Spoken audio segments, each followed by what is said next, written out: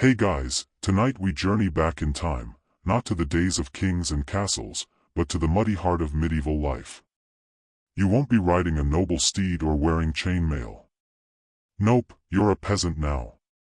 A full-time, mud-caked, back-aching, grain tax-paying member of the lowest rung of society.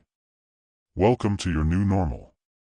You open your eyes to the chill of pre-dawn air, your breath visible in the sliver of moonlight slicing through a gap in your wooden shutters.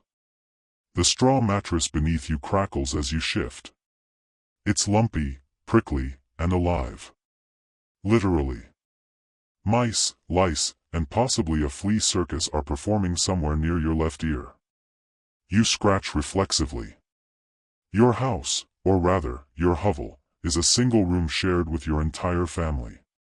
Maybe 6, maybe 10 people, depending on who married whom and who hasn't died of dysentery yet.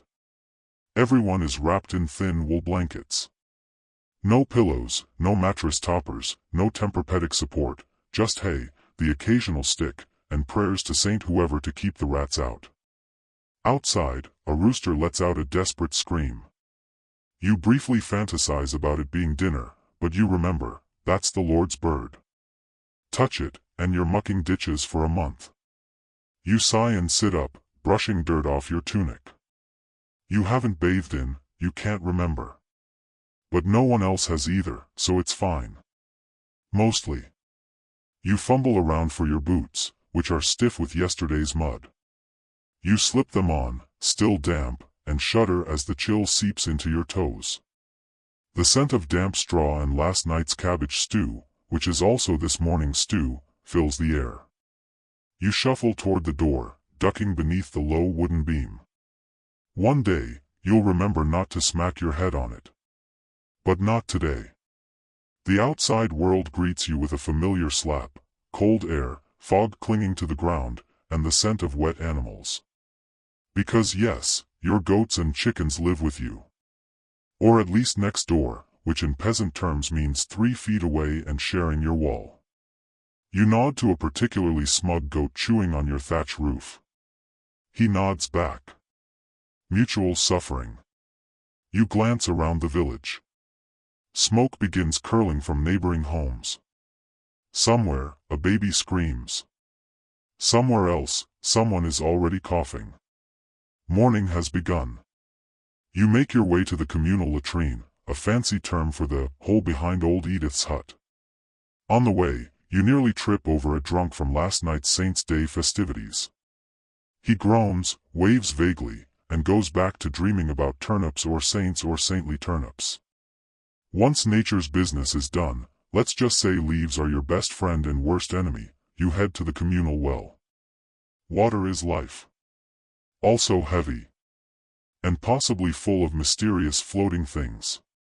But boiling is for people who have time and firewood. You splash your face with cold water, hoping it'll trick your brain into alertness. It doesn't. Breakfast is waiting back home, or rather, breakfast is the same stale loaf of rye you've been gnawing for days. You sit on a stump near the hearth, tear off a piece, and chew. Slowly. Carefully. A chipped tooth means the healer, and the healer means mystery powders and possibly an exorcism. You wash it down with small ale. Don't get excited, it's like beer's sad cousin. Weak, warm, and safer than the water. You burp softly and feel, for a brief moment, something resembling satisfaction. It passes. A neighbor ambles by, giving you the signature medieval nod of solidarity, chin down, eyebrows up, life is pain. You return it with a grunt and stand up. Time to check the animals. The pig is cranky. The chickens are judging you. The cow, bless her, just wants her udder empty and her hay dry. You clean, you feed, you milk. And then, finally, the sun peeks over the hills. Another day has begun. You are already tired. You gather your tools for the fields, your hoe, your bag of seed, your back-breaking optimism. Your feet crunch over frostbitten ground as you trudge toward the manor lands. The dew soaks your tunic hem. Somewhere, a distant bell chimes. Historians still argue whether most peasants were free or unfree, bound by feudal law or loosely tethered by tradition. But it doesn't really matter to you. Free or not, your life is bound by necessity. Sow the seed, harvest the crop, pay the Lord. You spot a toad hopping across the road. You pause and make the sign of the cross, just in case. Old Hilda once swore toads were witches in disguise. Or maybe they were protectors. Or both. Either way, better safe than supernaturally cursed. As you pass a cluster of village kids, barefoot, giggling, chasing a hoop, they shout something about a dancing bear in the next town over. You pretend not to care, but you make a mental note. You haven't seen a dancing bear in months.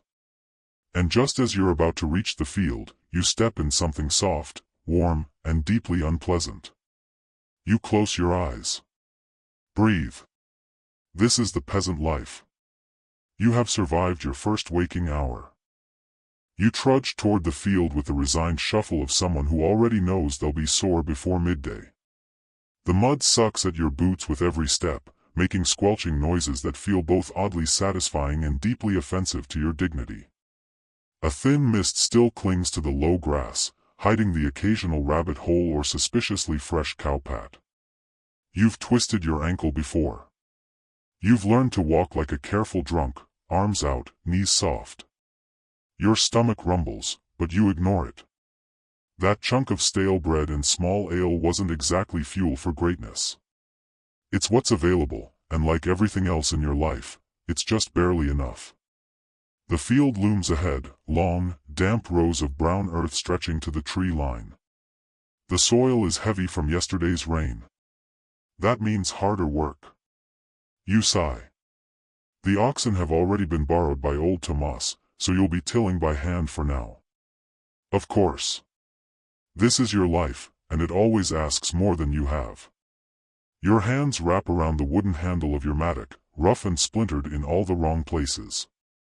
The first swing hits the ground with a satisfying thunk. The second sends a jolt up your spine. The third? That's when your back starts its daily protest. Peasant farming isn't about efficiency. It's about endurance. You loosen the soil, hunching low like some tragic scarecrow with a grudge. The rhythm sets in. Swing. Dig. Sigh. Repeat. Around you, others are working. Silent, mostly. Occasionally someone shouts about a stuck root or curses a rock that was clearly placed by Satan himself. A few kids chase each other between the plots until a mother hurls a boot in their direction and sends them flying. The truth is, despite the back-breaking labor, the field is where things happen. People chat while pretending not to. News spreads like wildfire: who's sick, who's marrying whom, who got caught with the Reeves' daughter behind the millhouse. You learn more while pretending to hoe in silence than from any sermon on Sunday. Historians still argue whether peasants were truly isolated or part of tightly knit communities with surprisingly complex social lives. Standing here, eavesdropping on two women arguing about the correct method of scalding geese, you're pretty sure it's the latter. You pause to rest your wrists, flexing your fingers. Blisters have formed, again. They'll break by nightfall. You consider wrapping them, but then you remember, cloth is precious. And you already used the last clean strip when the goat kicked you in the face last week. Eventually, someone passes around a small jug of ale. It's lukewarm and weak, but it's liquid. You take a sip and hand it on, wiping your mouth with a dirty sleeve. Everyone pretends they don't notice the double dip. One of the older men begins humming a song, low, slow, oddly soothing. The lyrics are about a cow that ran off with a knight. Or maybe it's a metaphor. You're too tired to care. The melody loops in your head, mixing with the rhythmic sound of work. Suddenly, a cart creaks by, drawn by a pair of grumbling oxen and an even grumblier man. He's the bailiff, the Lord's steward, here to count the laborers and make sure no one's slacking. You straighten up and pretend your back isn't screaming. He eyes you, sniffs, then continues down the road muttering something about lazy youths. You'd flip him off, but you enjoy having fingers. By now, the sun is climbing.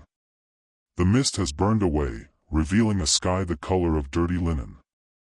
A breeze picks up, carrying the scent of freshly turned earth, manure, and faintly, the bread baking in Mistress Elfrida's oven 2 fields over. Your stomach growls again. A boy trots over with a message. His mother says it's time for midday meal. You toss your mattock into the dirt, stretch your arms overhead until your shoulders crack, and begin the walk back. Every joint complains. You pass by a patch of wild herbs growing near the edge of the path. You pluck a sprig of something that looks vaguely edible and chew it. It's bitter and possibly poisonous. But it's not bread, and you count that as a win. Quirky fact, some peasants believed chewing certain leaves would ward off tooth worms. Yes, tooth worms. A charming medieval explanation for toothaches. You haven't seen a worm crawl out of a molar yet, but then again, you've only lost 6 teeth so far. By the time you return to your hut, the stew pot is bubbling. A few beans, a shred of cabbage, maybe even a sliver of pork fat if someone got lucky. You dip a hunk of bread into the pot, careful not to double dip. The stew is hot, comforting, and mostly tastes like salt and hope. You sit in the doorway, bowl in hand, and watch the village. Dogs nap in patches of sun. A child tries to climb a goat. Someone is cursing at a thatched roof that's shedding more straw than it keeps. Despite everything, the aching arms, the relentless dirt, the lack of dental hygiene, there's a strange peace to it. You're part of something old, something that creaks forward no matter how much it rains or who coughs too loudly. And tomorrow, you'll do it all again. The sun hangs higher now, its light filtering through a veil of drifting clouds as the village settles into the quiet rhythm of midday. You place your bowl aside and rise slowly, every joint delivering its commentary. Your back creaks like a barn door, and your hands feel like they've been wrung out and left to dry. But there's no break after lunch. The fields are calling, and the work waits for no one, not even someone with knees that sound like gravel in a sack. You brush crumbs from your tunic and start the walk back. Each step stirs up the scent of earth, smoke, and livestock. You catch a waft of something sour near the tanner's shed. Someone's making leather, which means the stench of rotting hides and urine. Lovely. You hold your breath and pick up the pace. Back at the fields, the mood is quieter. Less chatter, more groaning. The air is warmer now, and the ground softens under the sun's gaze, becoming more difficult to manage. Your mattock sinks deeper with each swing, and your arms begin their slow rebellion. The soreness from this morning has evolved into a deep, gnawing fatigue.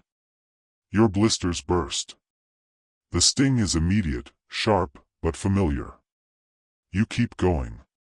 Labor isn't optional. You don't work, you don't eat. And if you fall behind, the bailiff notices.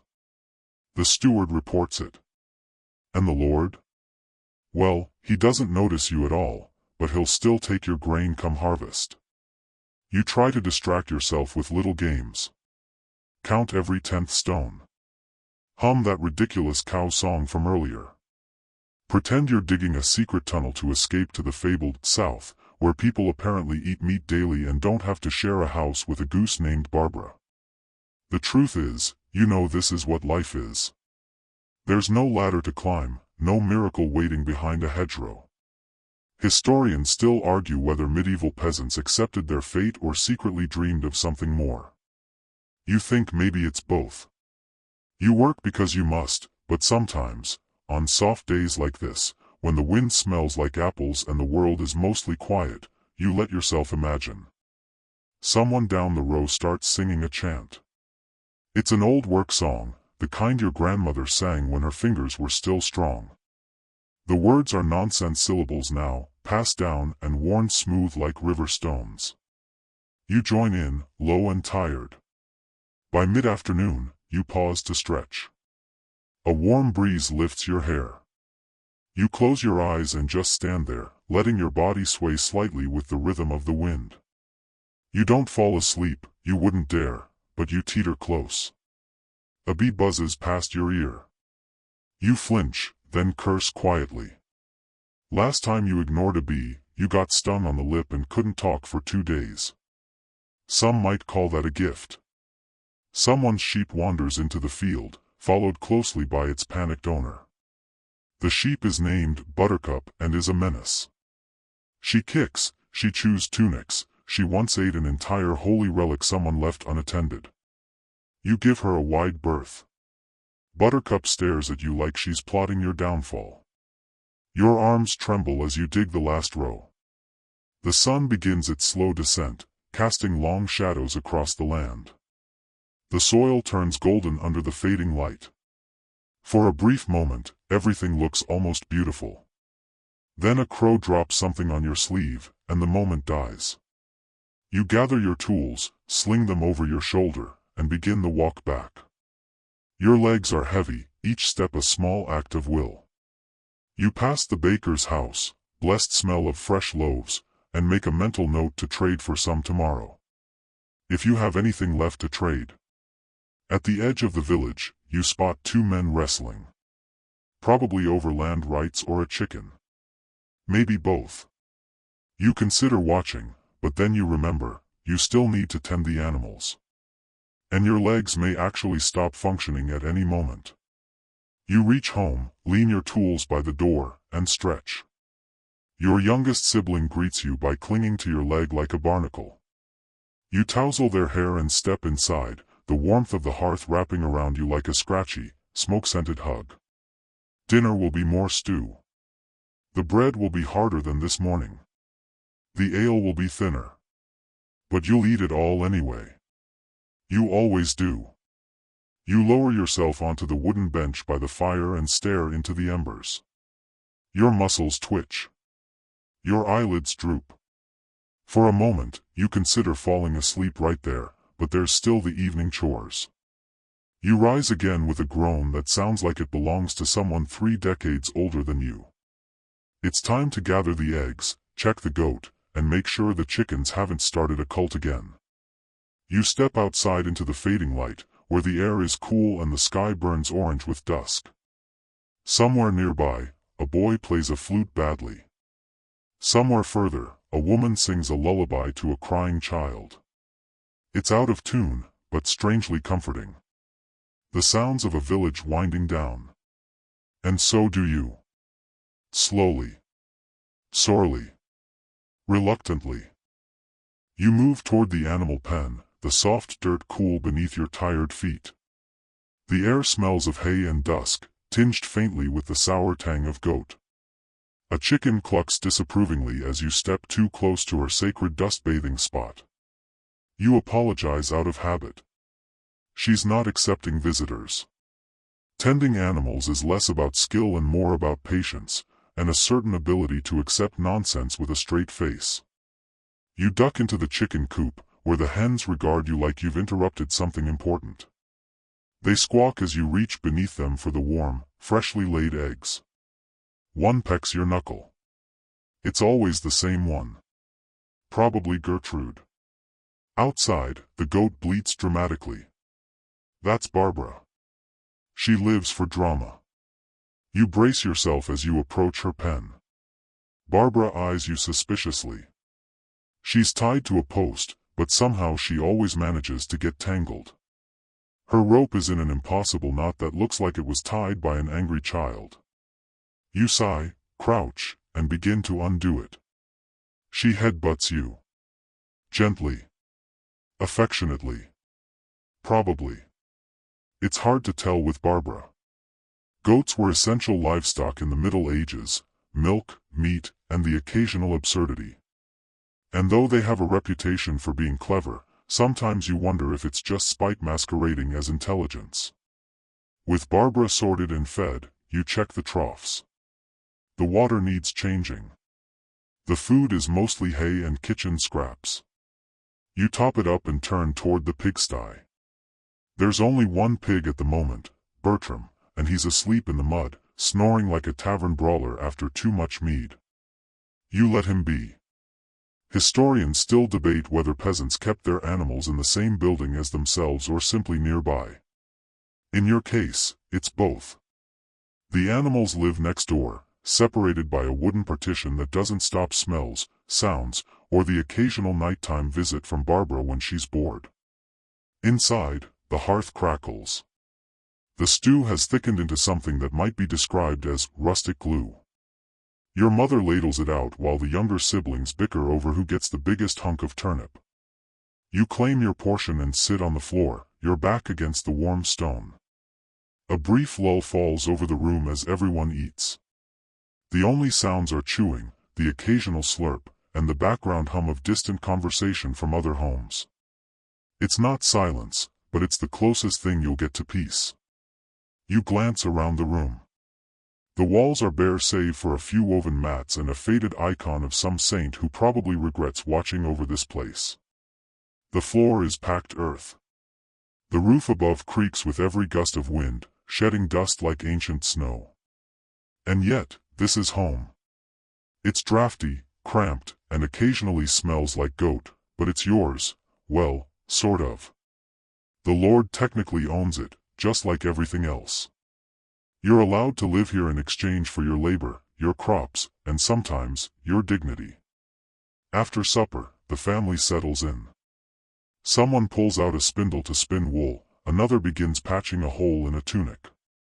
You try to stay awake, but the warmth of the fire and the heaviness of your limbs conspire against you.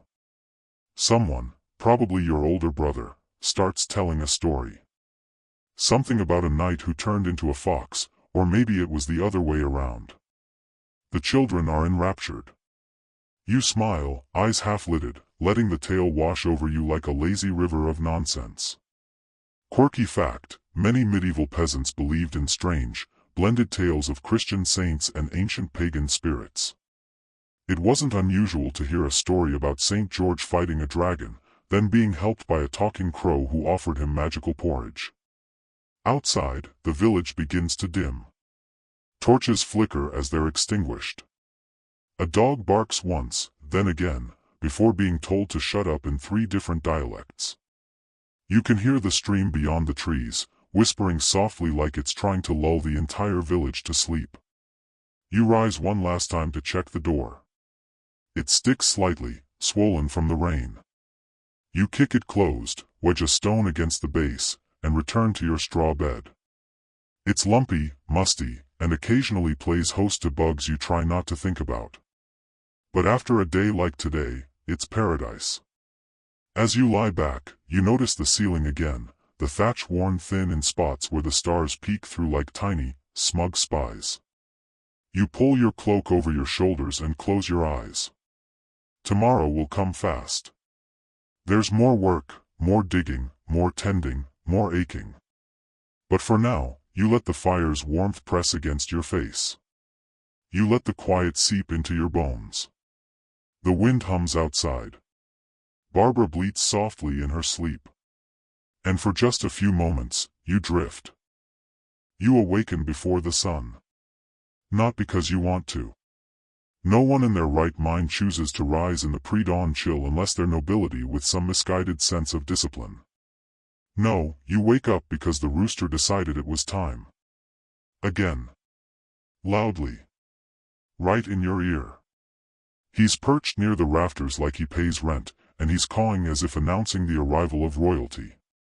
You groan, roll onto your side, and blink into the dim gray light. Your breath fogs slightly in front of your face, another cold morning. You reach for your tunic and cloak, both of which feel like they've spent the night in an icebox. Dressing becomes a small endurance test. The straw mattress protests your absence with a creak and a scatter of hay. As you stumble outside, the earth is still sleeping. Mist curls over the ground, and the sky above is a dull silver sheet, not yet pinkened by sunrise. Somewhere, a dog howls. Probably arguing with a fox again. Or with a tree. Hard to say. The village is quiet, a rare moment when even the most dramatic animals haven't yet begun their nonsense. You savor it. This stillness never lasts. You start the morning with your usual tasks. Check the fire pit. Stir the embers.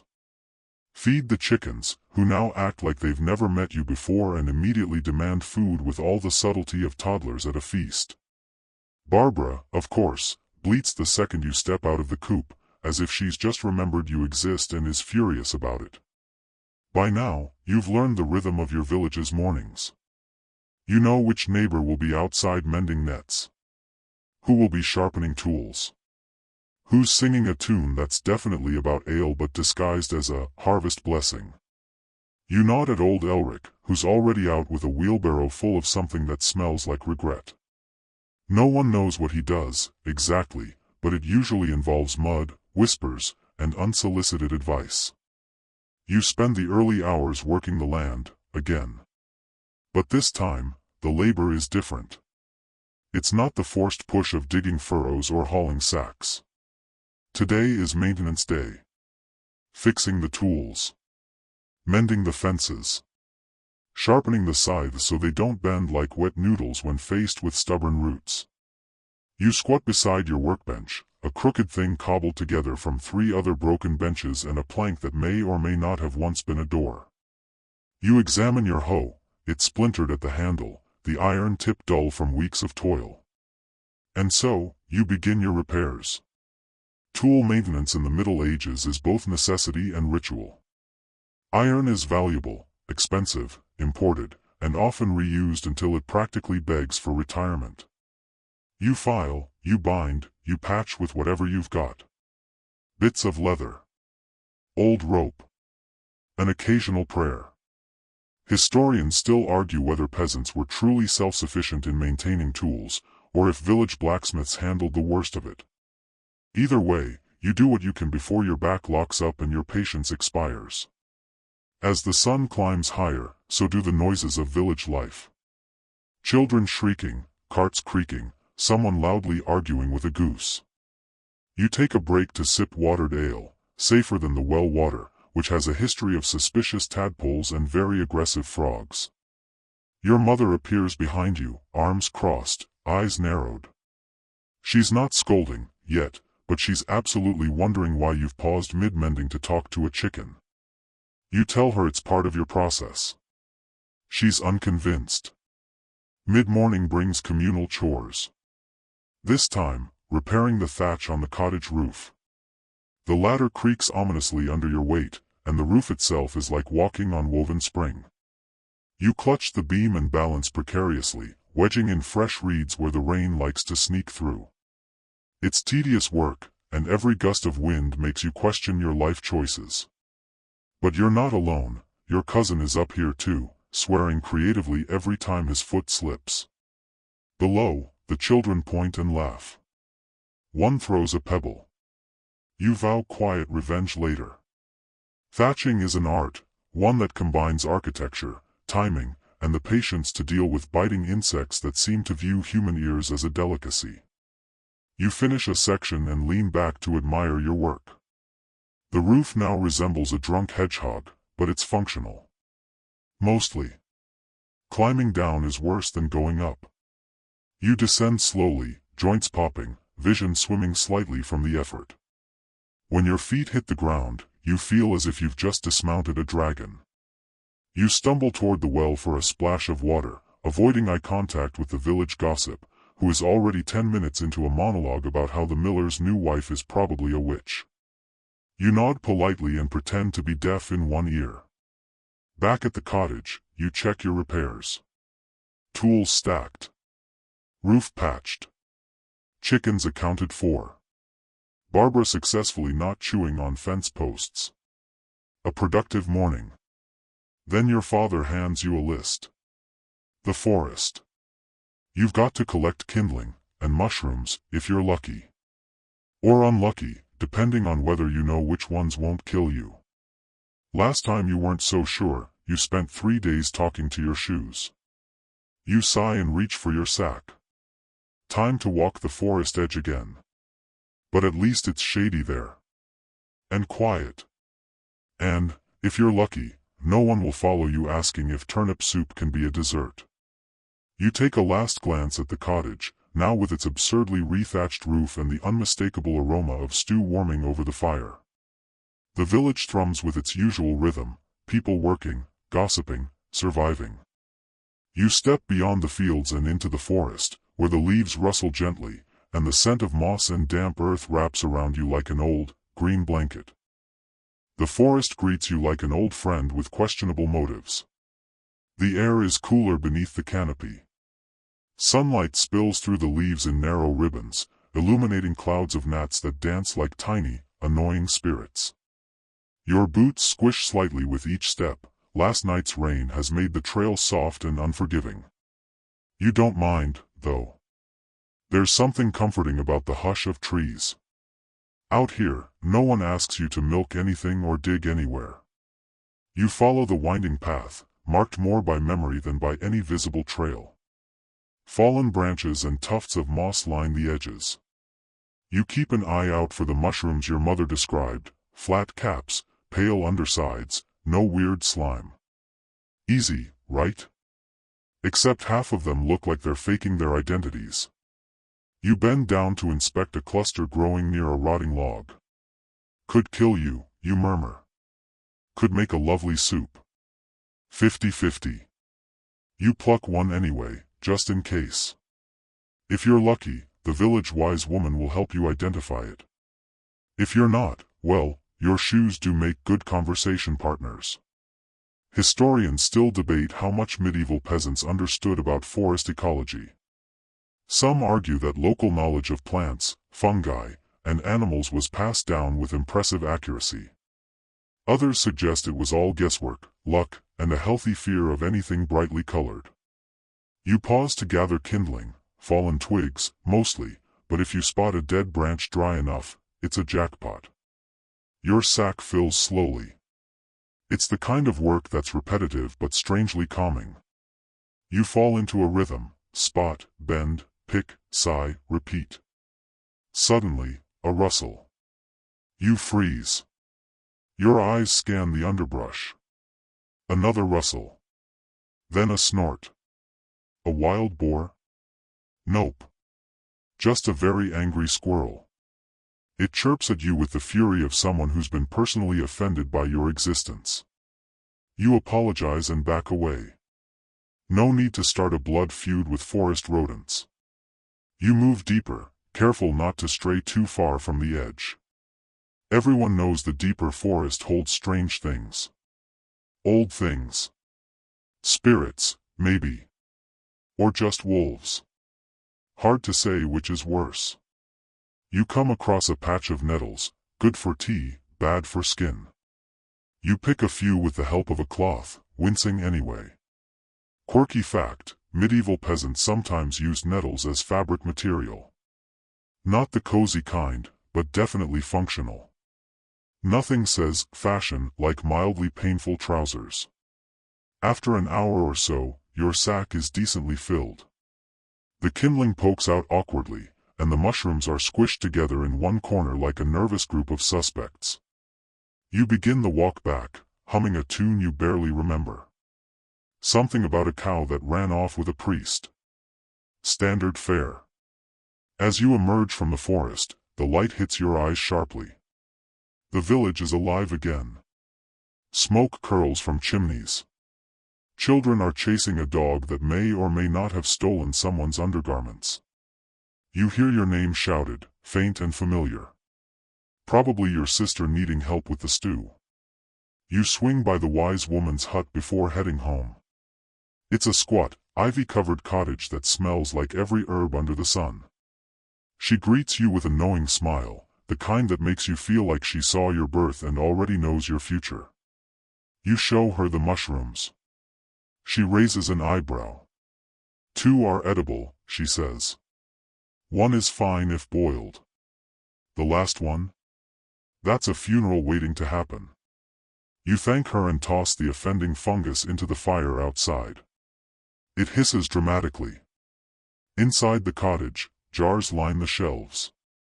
Roots, dried herbs, strange powders. You spot something that looks suspiciously like a bat's wing, though it might just be a particularly wrinkled leaf. The wise woman hands you a small pouch, mint, dried apple skin, and chamomile. For sleep, she says. In case your goats get dramatic again. You thank her and head home, pouch tucked in your pocket like treasure. At the cottage, the stew is nearly ready. The kindling you brought helps reignite the hearth. The warmth spreads fast, filling the room with a sense of well-earned peace. You drop the mushrooms into a wooden bowl and join your family at the table. Dinner is lively, as usual. Your sister insists she saw a ghost in the well. Your brother counters with a claim about a fish that sang. No one believes either of them, but the stories make for good background noise as you chew your third helping of broth-thick turnip. Later, as twilight folds over the village, you climb onto the roof again, not for repairs this time, but for air. The stars blink to life, slow and steady. From up here, the world feels less heavy. You can see the forest edge, the shimmer of moonlight on distant thatch, the crooked chimney that always looks like it's leaning in to eavesdrop. You lie back, arms folded beneath your head. The straw beneath you rustles. Somewhere below, Barbara bleats softly in her sleep, likely dreaming of world domination or at least stealing someone's bread. And just for a moment, the world is quiet again. Morning begins, as always, with the rooster yelling and your bones muttering. You shuffle out of bed and crack your back like it owes you money. Today's different, though. Not just the aches or the familiar chill in the air, but something in the wind. It smells like rain and decisions. You already know what kind of day this will be. Market day. You groan. Loudly. Dramatically. The goat looks unimpressed.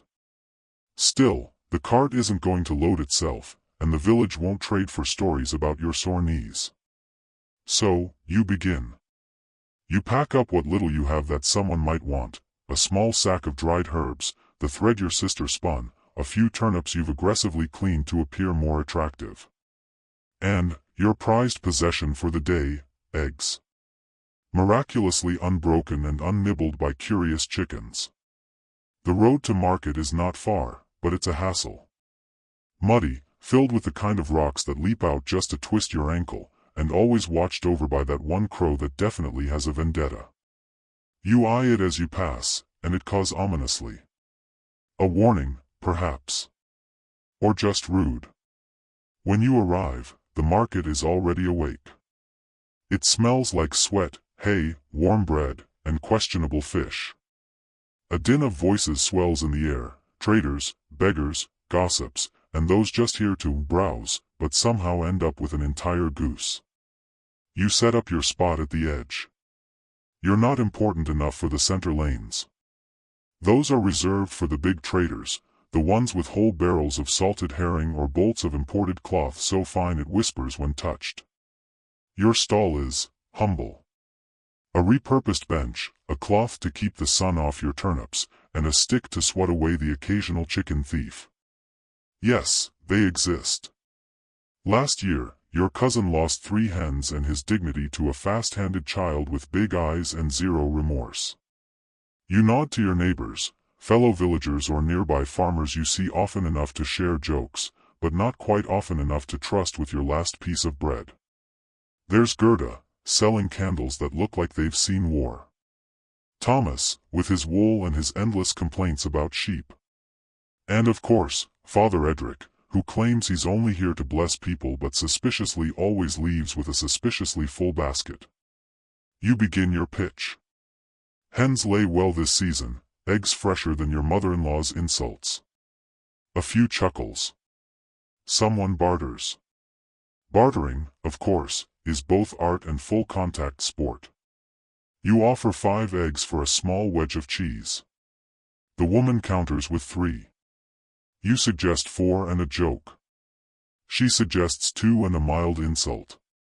You counter with 4 and your best smile. She relents, but you suspect she still won. Trade continues like this all morning. A wheel of thread earns you a little honey. A bundle of herbs gets you some dried pears. It's never quite what you hoped for, but it's always enough to survive. Just enough to keep the family fed and the fire burning. One of the more colorful travelers sets up nearby, a troubadour, strumming a lute and singing about some knight who fell in love with a swan. It's unclear whether the swan loved him back, but the lute playing is distracting enough to lure a small crowd. Historians still argue, you overhear someone say, whether these songs were about real people or just bawdy metaphors. You sell 2 more eggs while no one's looking. Thank you, swan song. Market isn't just for buying and selling, it's for learning. You hear about a new road being built by the next lord over. About a plague scare 2 villages away. About a noble's daughter who ran off with a stable boy and took 3 horses, a silver comb, and a sense of adventure. You also learn things you wish you hadn't. Like how someone tried to pickle a squirrel. Or how Thomas once tried to shave his sheep for the summer and now has one that won't look him in the eye. By midday, the crowd thins. The air is hotter now.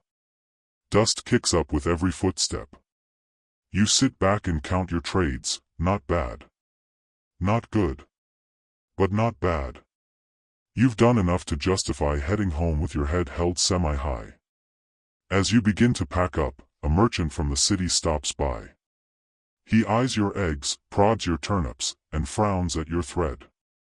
Then he spots your pouch of herbs and pauses. He smells it. He nods. Wormwood, he asks. You nod, cautiously. He offers a coin.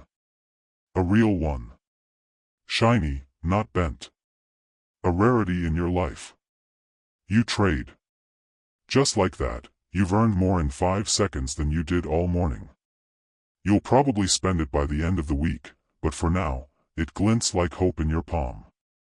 You make the walk back slowly. Tired, sun-kissed, slightly smug. The crow follows. Of course it does. At home, your family gathers around your goods like their treasure. You present the cheese with a flourish, the pears like jewels. The coin gets tucked away with solemn nods and murmurs of emergencies only, which probably means it'll vanish the next time someone wants a new pot. You sit by the hearth, legs stretched, fingers sore from bartering and lifting and all the silent prayers you whispered at your eggs not to crack. The stew is better tonight, richer, somehow. Maybe it's the trade. Maybe it's the sense of small success. Or maybe it's just that everyone is full and laughing. You lean back and smile, watching the fire dance. Market day is over. Some days begin with bread. Other days begin with screaming. Today? Screaming. You jolt awake, nearly tumble off your straw mattress, and immediately wish you hadn't. Your shoulder aches, your neck stiff, and someone is howling outside like they just found out winter lasts months. You peer through the small window and squint into the morning mist. It's Alan. Of course, it's Alan. Alan the village crier, not an official title, just a man who cannot whisper. He's running barefoot, waving a paper like it owes him money. The Lord's men are coming, he yells, a voice cracking from excitement or early onset panic. You groan, roll upright, and start pulling on yesterday's tunic. There's only time for one thought, inspection day. Every so often, the local lord, or more accurately, his underpaid representatives, visits the village to check on progress. That usually means taxes, reports, complaints, and vague threats cloaked in politeness. It's like a surprise visit from your landlord, if your landlord carried a sword and thought smiling was a sign of weakness. Outside, the village is already shifting. People sweep dirt paths that will never actually be clean. Someone scrubbing a chicken. Others are hiding things they shouldn't technically own, extra tools, borrowed grain, books with ideas in them. You grab your brother and start hauling your goat cart behind the house. The goat protests loudly, probably offended she's not center stage for once. You hiss at her to hush. She huffs. You're both equally dramatic. Historians still argue whether these inspections were designed for true governance or just intimidation theater. Some claim they helped keep villages accountable and connected. Others say it was a lot of pomp just to make sure peasants weren't secretly building trebuchets. Soon enough, the Lord's men arrive. 4 horses. Shiny armor. Matching frowns. They look like they practiced their entrance for weeks. At their center rides a clerk in fine robes with a quill tucked behind one ear and a grimace like someone just told him peasants breathe air now. He's the worst kind, educated and underfed, convinced both make him superior. They dismount. We bow. Well, you bow. Deeply. Extra dramatically. Because you found that if you make the bow big enough, they assume you're too stupid to cause trouble. The inspection begins. They start at the mill. It's working fine, which disappoints them visibly. Then the fields, planted, weeded, boring. The pigs, fat, healthy, unbribable. Then your neighbor's barn, where they find a pile of surplus grain. You're pretty sure they planted it there themselves. The clerk tuts. A fine, he declares. 2 coins. Your neighbor sputters. That's more than I make in a month. Then save better, the clerk replies with the empathy of a damp sock. They move on to your home. You smile like a loyal dog. They inspect your tools, your hearth, even poke your cheese wheel. One of them picks up your grandmother's spoon, sniffs it, and mutters something about would decay. You don't argue. Then they spot the coin. The coin. The one you got from the merchant last market day. The one you definitely should have hidden better than, inside the jar labeled turnips. Interesting, says the clerk, holding it up to the sun. It's from trade, you mumble. With who? He asks, squinting. You freeze. If you say a merchant, they'll want names. If you say a traveler, they'll suspect smuggling. If you say a dream, you'll probably end up in stocks. So you say, a blessing from the saints. Pause. He stares. The goat bleats. And somehow, that works. He sighs and drops the coin back in the jar. You don't question it. Miracles, like taxes, are best not investigated too deeply. They move on. The inspection winds down. The sun reaches its highest point, and the horses look more exhausted than threatening now. As they prepare to leave, the clerk turns back. A reminder, he says loudly. Next month, an increased levy. The baron expects more grain. And laborers for the new road. You want to scream, but you just nod. Everyone does. As they ride away, the village slowly exhales. Laughter breaks out. Someone throws a turnip at Alan for his earlier theatrics.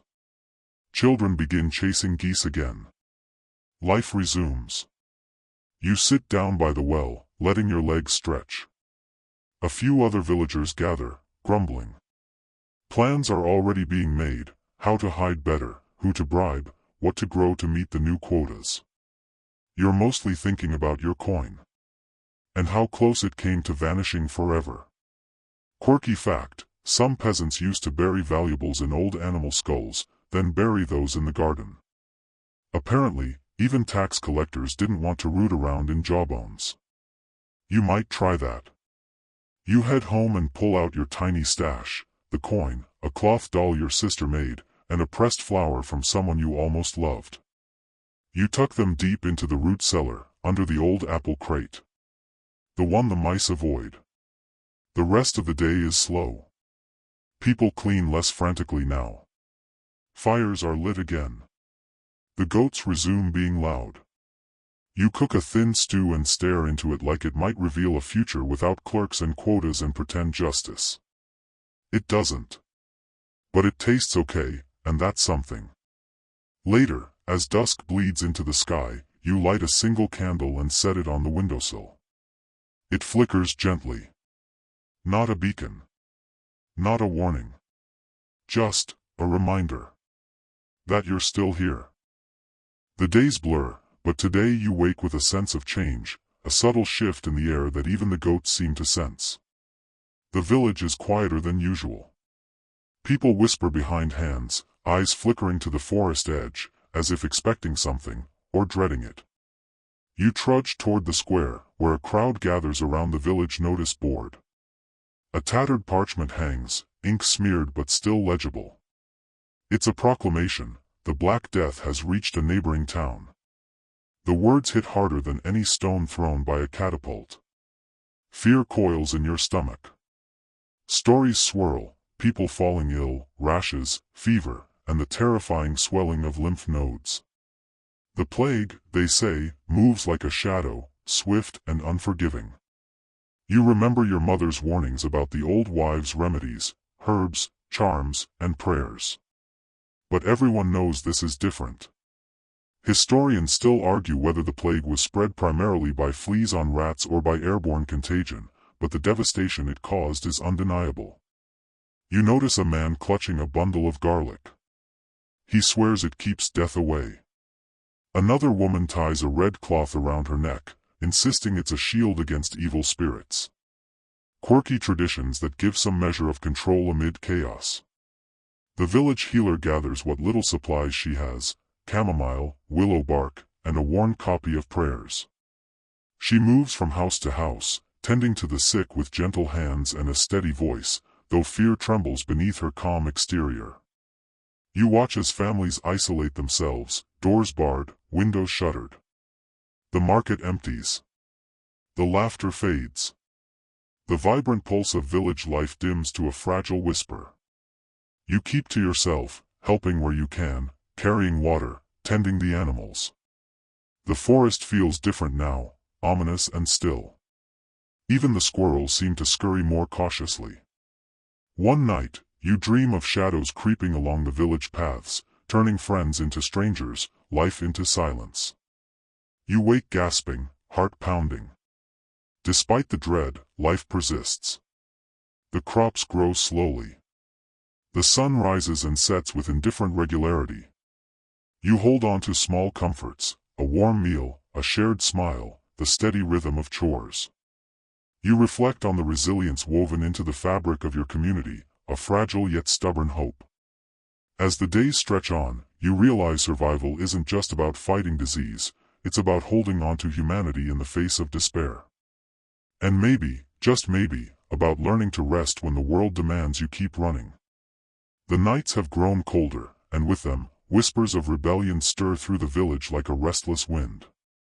You're used to obeying orders, to bending under the weight of taxes and lordly decrees, but now, murmurs speak of change, of standing up, of refusing to endure silently. You overhear a heated conversation between two villagers near the well. One argues that the new levies are unbearable, that the baron grows fat while peasants starve. The other warns of the consequences: punishment, imprisonment, or worse. Still, the fire of dissent flickers in their voices. Historically, peasants' revolts were rare but significant, moments when the oppressed dared to challenge the system. Historians still argue whether these uprisings were sparks of hope or doomed acts of desperation. You consider the risks. Your family needs you. Survival isn't just about courage but calculation. Yet, the idea of refusing to pay, to say, enough, tempts your restless spirit. At night, you dream of marching with your fellow villagers, banners held high, voices raised in defiance. The thought sends a thrill through your tired body. But dawn brings reality. The baron's men patrol more frequently, eyes sharp, swords ready. Stories spread of harsh punishments for dissenters: stocks, floggings, even executions. Fear is a powerful chain. Still, the unrest grows. Secret meetings happen under the cover of darkness. Plans whispered in barns and behind hedges. You find yourself torn between caution and hope. In your quiet moments, you examine the modest treasures you've gathered: the coin, the herbs, the small comforts. They seem insignificant against the vast forces pressing down on you. Yet, they represent something vital: autonomy, resilience, the flickering light of agency. You begin to understand that survival isn't only about enduring hardships but about shaping your fate, even in small ways. You resolve to listen more closely, to watch carefully, and maybe, one day, to act. For now, the village waits. And so do you. The sun hangs low, casting long shadows as harvest season arrives. Fields of golden wheat ripple in the breeze, whispering promises of bread and stew for the coming winter. You step into the familiar rhythm of scything and binding, the sharp blade biting through stalks with satisfying thwack. Harvest is both blessing and burden. It's hard work, sunburned skin, aching muscles, and the constant hum of insects that won't give you a moment's peace. But it's also a time of community. Neighbors gather to share meals, stories, and the occasional joke about who's the slowest reaper. You're out in the fields with the others when a rider bursts into the village square, bearing news. The Lord's tax collector is coming soon, and this year's levy will be heavier than ever. A collective sigh rises like a gust through the crops. You know what this means: more grain gone, less left for your family. Yet, there's no protest. Just weary acceptance. In the evenings, you sit by the fire, mending tools and listening to tales from old men who remember better times, or at least think they do. They speak of legends and lore, of battles won and lost, of knights and dragons. One favorite tale involves a knight who supposedly fought off a dragon with nothing but a spoon. You suspect it's more metaphor than fact, but the image sticks. Historians still argue whether such tales were pure fantasy or coded truths meant to inspire courage. Your thoughts drift to the fields, to the harvest still waiting to be gathered, to the future uncertain but ever present. You realize survival is about more than just food and shelter. It's about hope, stories, and the small moments that stitch days together. With tired hands, you prepare for another day, knowing that in this endless cycle of toil and rest, life continues. The chill of autumn creeps in, wrapping the village in a quiet gray blanket. The days grow shorter, and the nights stretch longer, perfect for gathering by the fire and sharing stories that make the shadows dance. You find yourself drawn to the tales of the medieval knights, the armored warriors who seem as distant and dazzling as stars in the night sky. You imagine their heavy helmets, clanking armor, and gleaming swords, galloping across battlefields with banners flying. But the reality? Not quite as glamorous. Knights were often as human as you, dealing with muddy campaigns, broken lances, and terrible rations. Foot soldiers, less talked about, faced the brutal grunt work and harsher conditions. Sometimes, knights treated them no better than beasts of burden. Historians still argue whether knights were the noble heroes of legend or just another piece of the power puzzle. You remember a quirky fact: some knights believed in chivalric love, writing poetry to noblewomen they barely knew, a medieval form of flirting, if you will. One evening, you listen as a traveling minstrel sings ballads about great battles and knightly deeds. His voice is soothing, almost hypnotic, weaving dreams of valor and honor. You wonder if those knights ever wished for simpler lives, like tending goats or sipping warm broth by a fire. The village feels worlds apart from those grand tales, yet connected by the same human heartbeat: fear, hope, and the desire to be remembered. You tuck yourself into bed, the minstrel's songs fading softly, carrying you toward sleep with visions of steel and stories, of battles both fought and imagined. Winter whispers its arrival, frost creeping over fields like a silent intruder. The village slows, wrapped in heavy cloaks and the glow of flickering hearths. The air smells of burning wood and dried herbs, comforting yet tinged with the inevitability of hardship. Food stores are precious now. You carefully ration what little remains, savoring each bite of dried meat and hard cheese, knowing that the frozen earth offers little relief. You recall how medieval peasants faced these long, cold months. Without central heating, life was a delicate balance between warmth and fuel. Fires needed constant tending, and even then, the cold seemed to seep into bones and dreams. Historians still debate how peasants coped emotionally during winter, with some suggesting that communal feasts and festivals helped stave off despair, while others believe isolation deepened hardship. Tonight, you gather with neighbors around a modest fire, sharing stories and laughter, a fragile shield against the biting cold. One elder tells a curious tale about how people believed in winter spirits that guarded the village, though they could be mischievous or cruel depending on the offerings. You smile at the idea of appeasing invisible tricksters. Maybe that's why your grandmother always left a bit of bread outside the door. As night deepens, you lie down, the warmth of the fire still lingering in your mind. Outside, the wind howls softly, a lullaby of survival and endurance. In the stillness, you find peace. You are part of this long, tangled story, one of struggle, resilience, and the quiet courage of those who endure. The new year begins quietly, the village cloaked in frost and fresh snow. With the landscape muted and bare, your thoughts turn inward, to survival, family, and the passing of time. You begin repairing worn tools, patching clothes, and preparing the small garden for spring's uncertain promise.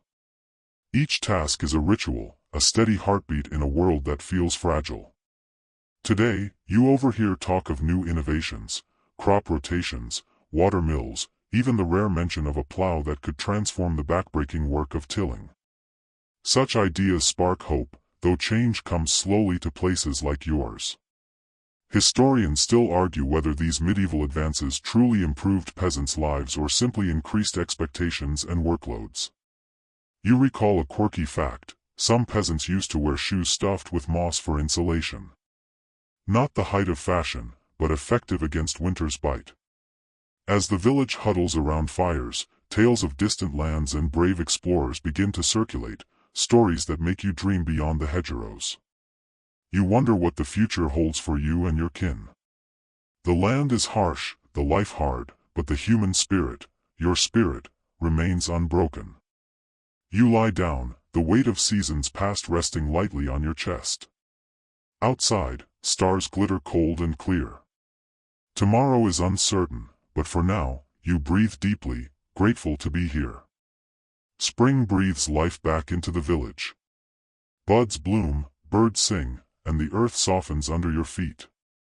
The world feels new, though the hardships remain. You join your neighbors in preparing the fields, planting seeds with careful hope. The cycle begins again, a constant rhythm of survival and renewal. The village feels alive with possibility, children run freely, laughter echoes, and even the goats seem to appreciate the warmth. You reflect on the journey, on the hardships, the small victories, and the endless dance with fate. Historians still debate the true nature of medieval peasant life. Was it mere suffering, or a complex tapestry of resilience, community, and quiet joy? You think about your own place in that story, a single thread woven through time. As night falls, you lie beneath a sky bursting with stars, their cold light a reminder of the vastness beyond. You close your eyes, feeling the steady beat of your heart, the whisper of the earth, and the soft promise of tomorrow. Sleep comes gently, a well-earned rest after days of toil. And in that rest, you find peace. The night deepens, and the world slows to a hush. Your breathing softens, matching the gentle rhythm of the dark. The worries of the day dissolve like morning mist, leaving only quiet comfort. Imagine the soft crackle of the fire fading, the cool night air brushing against your skin, and the gentle pulse of life carrying you toward dreams. You are part of an ancient story, one of survival and hope, woven through centuries. Let that knowledge soothe you as your thoughts drift, unburdened and light. Rest now, knowing you've traveled far and returned safely. The past holds many secrets, but for now, let sleep hold you in its gentle embrace. Sweet dreams.